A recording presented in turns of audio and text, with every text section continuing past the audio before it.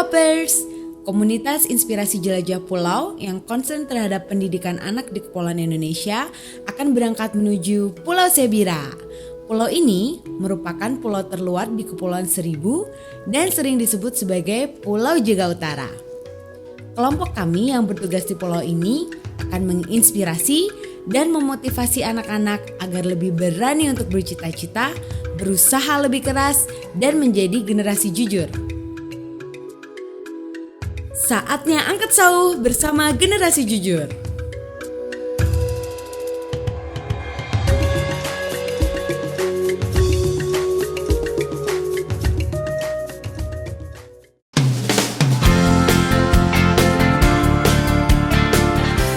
Perjalanan kami dimulai dari berkumpul di dermaga Kali Adem.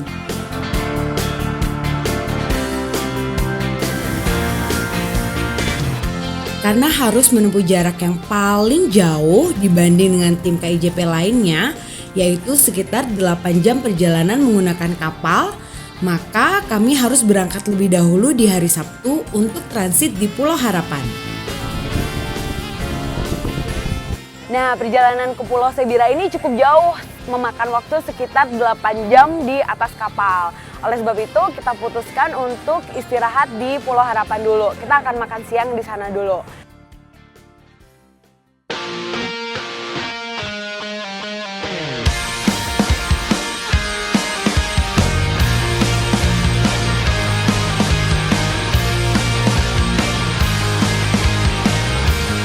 Setelah beristirahat selama 30 menit di Pulau Harapan, kami pun melanjutkan perjalanan menuju Pulau Sebira dengan kapal yang lebih kecil.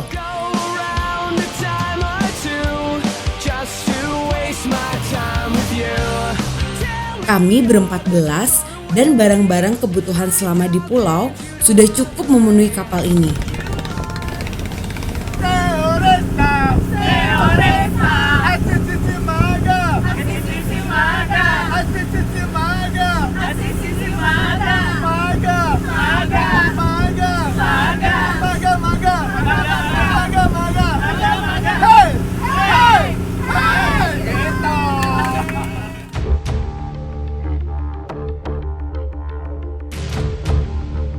Ada sedikit gangguan teknis, jadi kita sedikit bergoyang, tapi insya Allah aman lah. Di tengah perjalanan, ternyata kapal yang kami naiki bermasalah. Pompa air kapal mati dan harus berhenti. Jika tidak, mesin kapal bisa mati dan kami harus bermalam di tengah laut sampai ada kapal yang lewat. Kapal sedang mati di tengah jalan, di tengah laut tepatnya, dan Bapak Kapten ABK sedang bersusah payah untuk menghidupkan kembali, dan ini lagi goyang-goyang sebenarnya.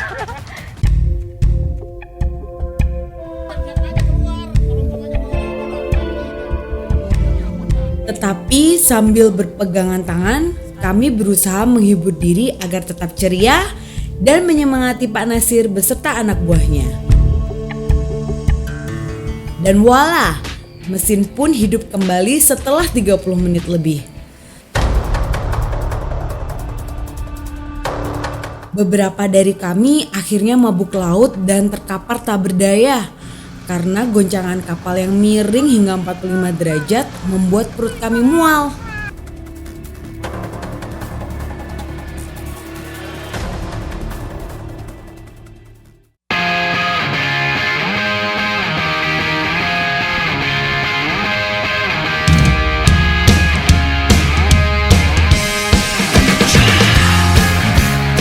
Dari jauh terlihat dermaga Pulau Sebira dan kami melihat para warga berkumpul di dermaga untuk menyambut kami. Sekelompok anak laki-laki berbaju koko memainkan musik dengan perkusi lengkap. Marawis menyambut kedatangan kami di Pulau Sebira.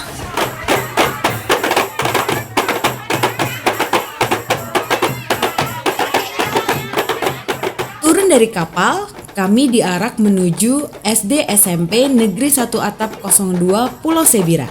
Tempat kami akan menginap dan menginspirasi nanti.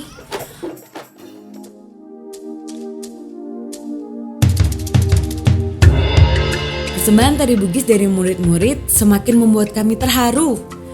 Cara Pulau Sebira menyambut kami benar-benar memompa semangat kami yang sebelumnya lelah menempuh perjalanan yang cukup jauh.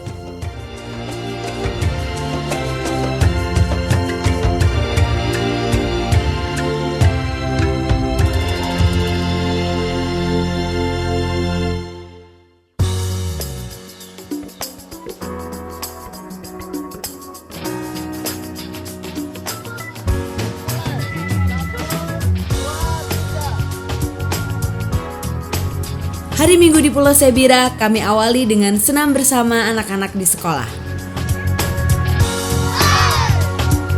Masing-masing murid SD dan SMP menyuguhkan pertunjukan tari mulai dari modern dance yang menggunakan lagu Korea, tari saman hingga tari sarung yang kocak.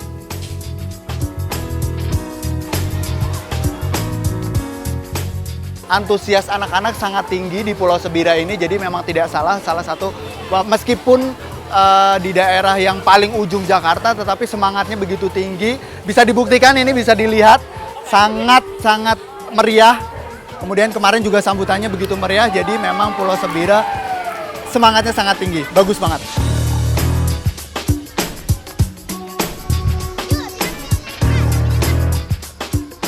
Setelah beristirahat dan mengobrol sejenak, kami pun berkeliling pulau mencari lokasi untuk pelaksanaan kegiatan Sebira Ceria, yaitu salah satu kegiatan kami yang mengusung tema generasi jujur. Abis survei kita mau mandi laut, diajak sama adik-adik semua. Abis itu nanti kita ada Sebira Ceria.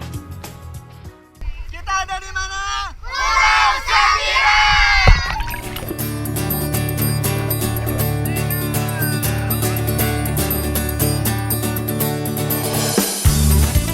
Usai berkeliling, peluh pun kami bayar dengan bermain di laut bersama anak-anak.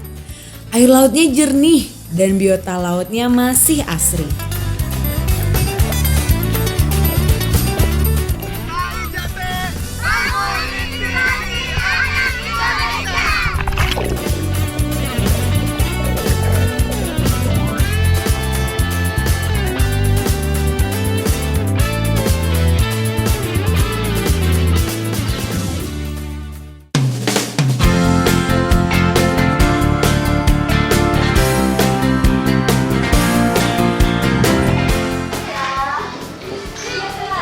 Makan siang kita, selamat menikmati.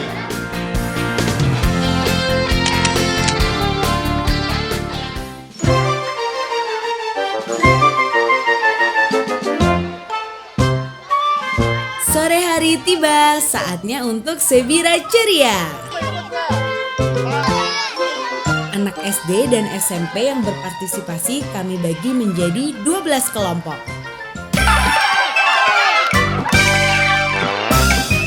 Aktivitas di pos temukan aku adalah mencari barang dengan mata tertutup kain dan mengikuti petunjuk dari timnya. Pos ini mengajarkan anak-anak tentang kepemimpinan, kejujuran, dan kepercayaan.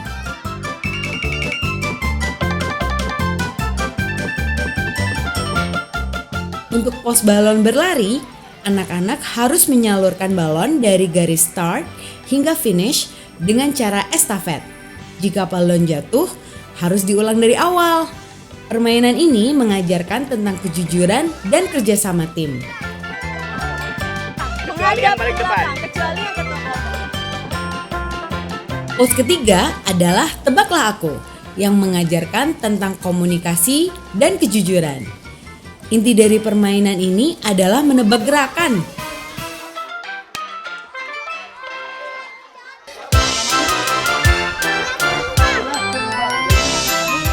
Pos selanjutnya, gelas berlubang, yang mengharuskan anak-anak memindahkan air dengan gelas berlubang. Kekompakan dan kecepatan sangat diuji di permainan ini.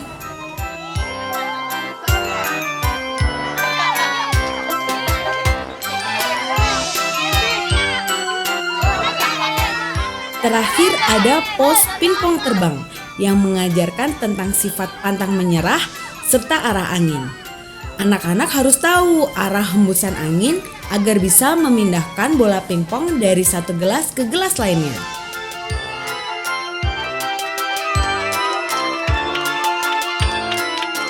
Kita sedang di keseruan Sebira Ceria dan salah satunya ini adalah namanya Temukan Aku. Mereka akan dibantu teman-temannya untuk menemukan benda tertentu di sini.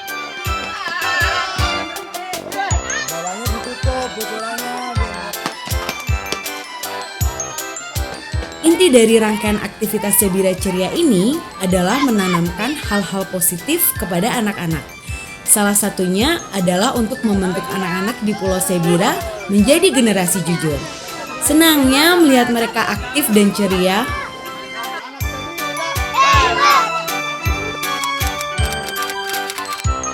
Saya senang sekali bermain permainan tadi. Terus saya mendapatkan juara 1. Menurut aku sih senang banget karena jarang yang ada ngajakin permainan seperti ini. Dan juga jarang juga ngajakin main bareng. Jadi inti dari permainan tersebut, kita harus menjadi generasi jujur Indonesia.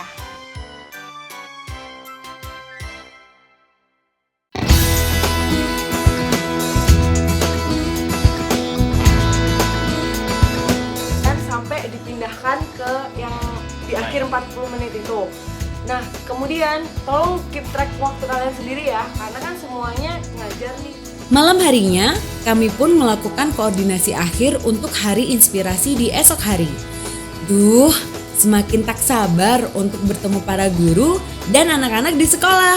Kita ada break, kayak soalnya kalau break yang kedua kepagian, break kalau nggak ada break juga kasihan soalnya.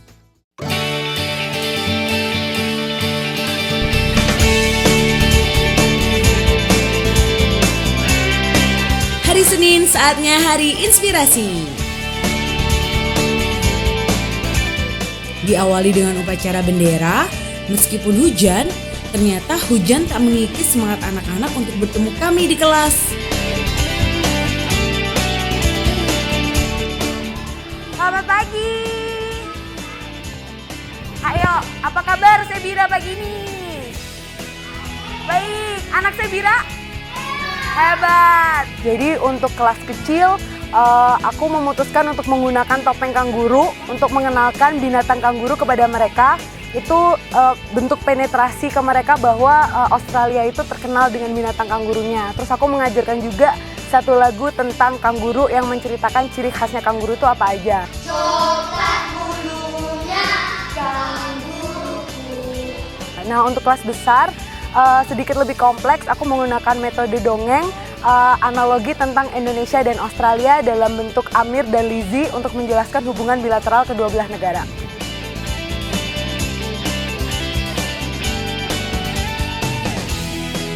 Saya benar-benar excited sama anak-anak di sini, di Pulau Sebira, karena mereka itu benar-benar mungkin mereka belum tahu bagaimana cara membuat mobil dan bagaimana pekerjaan seorang desainer mobil. Jadi saya explain tentang dari awal sampai akhir bagaimana mobil itu dibuat, dan ya itu mereka sangat-sangat terpesona, dan alhamdulillah ada beberapa dari mereka yang benar-benar ingin menjadi seperti saya. Teriakan sekarang, Rafli pemain bola. Rafli pemain bola. Oke, berikutnya. Tadi saya mengajar pakai metode role play karena saya memang bekerja di salah satu online marketplace di Indonesia. Jadi saya mengajarkan mereka tentang gimana sih proses belanja di online market dan sebagainya. Jadi itu bagi mereka sangat menarik, dan saya juga cukup kaget karena mereka meskipun di Pulau Sebira ini jauh dari Jakarta selama 8 jam, tapi mereka tahu online market itu seperti apa, kemudian apa aja sih yang ada di online market. Jadi mereka tahu, dan itu membuat saya terkaget. Oh, jadi mereka pun juga sudah terbuka dengan informasi-informasi yang ada di luar sana.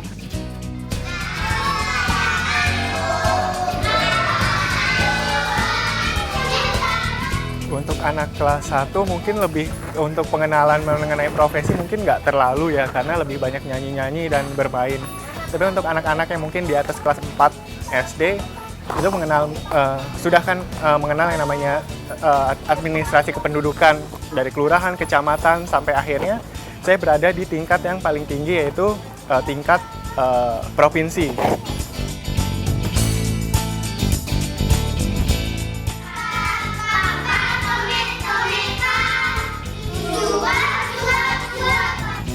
Saya menggunakan metode mengajar face chart. Jadi mereka menempelkan origami di atas face chart dengan seolah-olah mereka adalah para makeup artist itu sendiri. Sehingga mereka dapat merasakan bagaimana sih sebenarnya pekerjaan yang saya lakukan setiap harinya.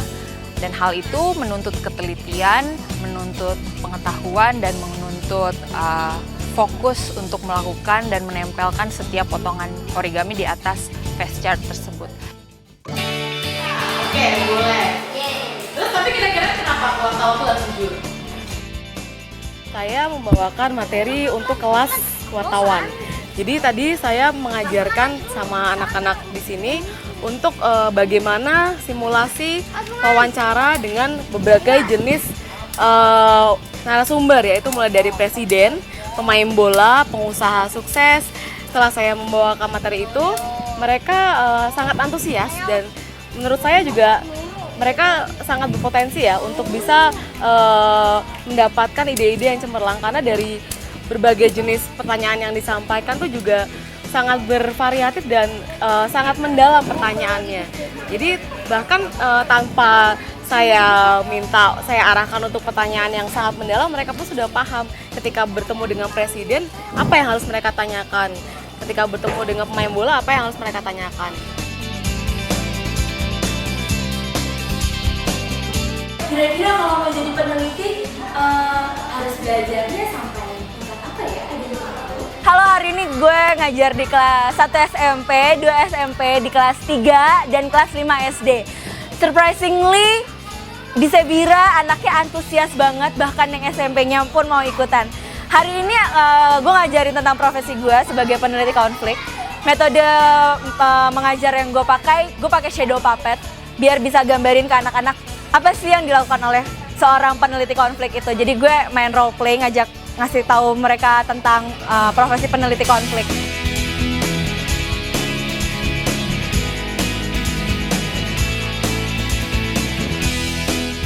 Tadi pagi saya mengajar kelas 3 SMP, luar biasa. Kemudian kelas 1 dan 2 SD.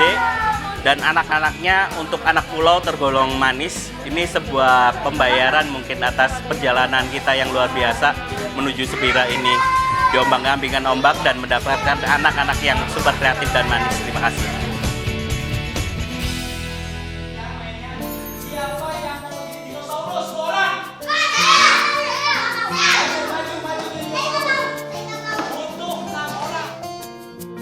Jadi pada saat saya mengajar, mulai dari tadi ada saya ngajar kelas 5, lalu saya masuk ke kelas 3 SMP, lalu saya masuk ke kelas 1 SD dan terakhir ke kelas 2 SMP, saya melihat bahwa untuk kelas-kelas yang besar itu mereka sudah tahu apa yang akan mereka raih. Mereka sudah tahu apa yang akan mereka capai sebenarnya. Hanya saja mereka hanya perlu sedikit dorongan, mereka perlu sedikit tambahan bahwa mereka harus kembali ke tempat mereka, ke tempat asal mereka. Mereka tidak boleh melupakan segala sesuatu yang mereka dapat di sini, karena itulah yang sebenarnya menjadi modal bagi mereka untuk maju ke depan.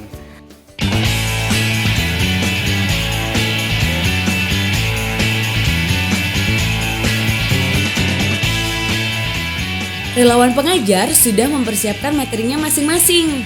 Ada yang kelasnya ramai, ada yang interaktif dan bersenang-senang di kelas, dan ada juga yang hening karena anak-anak pun mengerjakan tugas yang diberikan.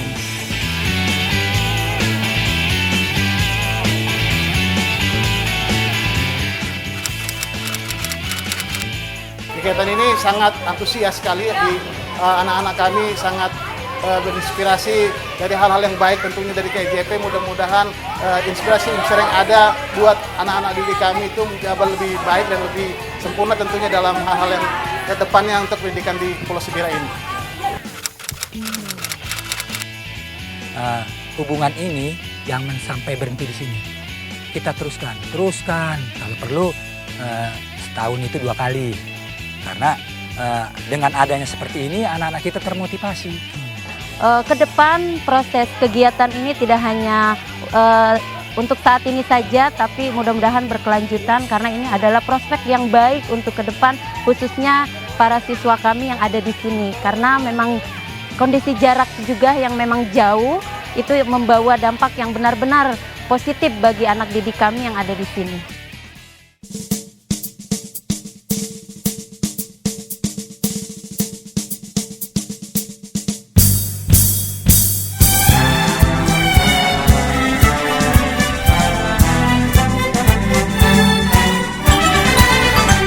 Sebagai penutup, murid-murid di SD SMP Negeri 1 Atap 02 Pulau Sebira mengantri untuk cap jempol.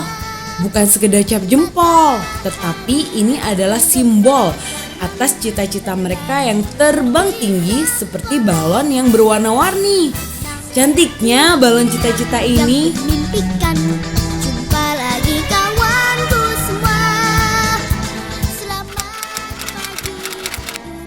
Satu kata, luar biasa.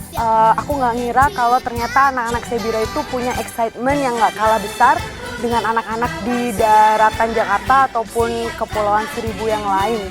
Mereka antusias dan kemudian berbeda dengan pulau-pulau sebelumnya. Terima kasih KIJP sudah mengobati kangen saya selama 3 bulan.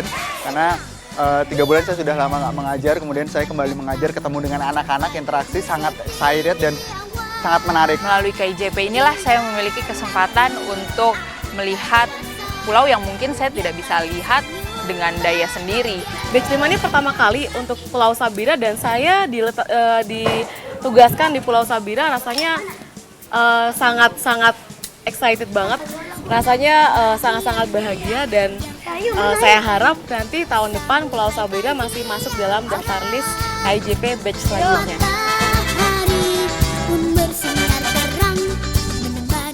Sebelum meninggalkan sekolah, kami pun mengobrol sejenak dengan guru-guru.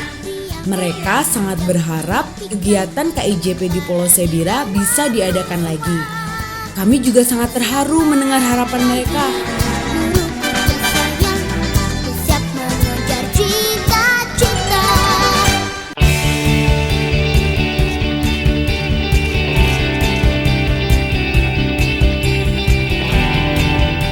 Tak lama, kami pun bertolak menuju Pulau Harapan. Perjalanan pulang kami berlangsung dengan mulus dan damai tanpa masalah apapun. Saat ini kita sedang dalam perjalanan pulang dari Sebira ke Pulau Harapan.